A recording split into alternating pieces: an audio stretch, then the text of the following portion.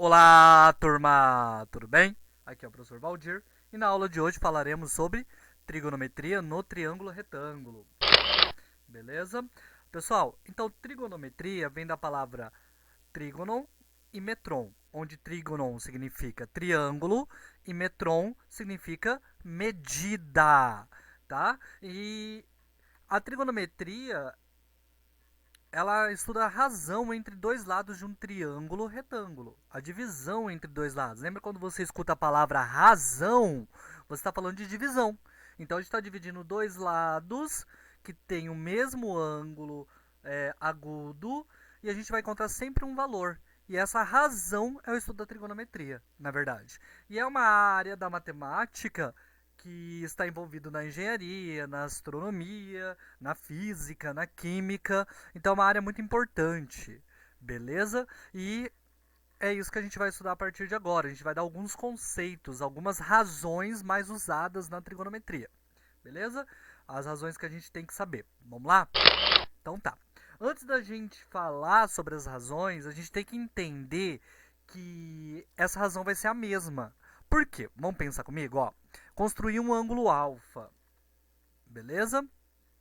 Então, esse ângulo alfa, obrigatoriamente, ele tem que ser maior que zero e menor que 90, beleza? É um ângulo agudo, tudo bem? Aí, se eu construir uma reta perpendicular a essa reta que está aqui, ó, deitada na horizontal, nós temos que essa reta perpendicular, indiferente da onde eu construir ela, tá? A gente vai fazer uma divisão entre os lados, vai construir a razão, ó. Se eu construir ela aqui, como eu fiz, ó, no segundo caso, e fizer a divisão desse lado por esse lado, ou desse lado por esse lado, a gente vai encontrar uma razão, beleza? E nós sabemos o seguinte, que indiferente da onde eu construir, a soma dos ângulos internos desse triângulo é 180, tá? Só para você entender. Se eu coloquei 30 graus aqui, obrigatoriamente aqui tem que ser 60. A gente diz que esses dois ângulos são complementares, beleza? Esse ângulo e esse ângulo é complementar. E nós sabemos, ó, então que nós temos aqui 180 dentro desse triângulo. E dentro desse triângulo grandão também temos 180. Então, por exemplo, se eu, que nem eu falei para vocês, se esse ângulo alfa fosse 30, obrigatoriamente aqui seria 60, e obrigatoriamente no triângulo grande aqui também seria 60. Tudo bem? E nós sabemos que eles são semelhantes, esses dois triângulos, tanto pequenininho quanto grandão, pelo caso ângulo-ângulo. Tá? A gente não precisa falar ângulo, ângulo, ângulo. A gente pode só falar ângulo, ângulo, porque obrigatoriamente o terceiro ângulo tem que ser o mesmo. Beleza? Como nós sabemos que eles são semelhantes, a gente sabe que se a gente dividir esse lado por esse lado e dividir esse lado por esse lado, tem que dar o mesmo valor. É isso que diz quando as figuras são semelhantes. A razão é a mesma. A divisão entre os lados tem que dar o mesmo valor. Por isso que a gente vai aprender a razão entre dois lados de um triângulo retângulo, que a gente sabe que eles são semelhantes toda vez que for o mesmo ângulo, e todos eles a razão vai dar o mesmo valor. Então, toda vez que eu dividir esse lado por esse lado, e aqui for um ângulo de 30, e dividir, indiferente do tamanho esse lado por esse lado, se for um ângulo de 30, vai dar o mesmo valor. É isso que a gente está falando. Ou também esse lado de cima por esse lado aqui, esse lado de cima por esse lado aqui, tem que dar o mesmo valor. Beleza? Então, é isso que a gente diz, que quando a gente faz essa divisão, indiferente das medidas delas, determinadas, a proporcionalidade vai acontecer. Eles vão ter o mesmo valor de resposta. Beleza? Até aqui, a gente só diz que vai ser válido para qualquer triângulo, retângulo que tiver a mesma abertura de ângulo aqui, a divisão é a mesma.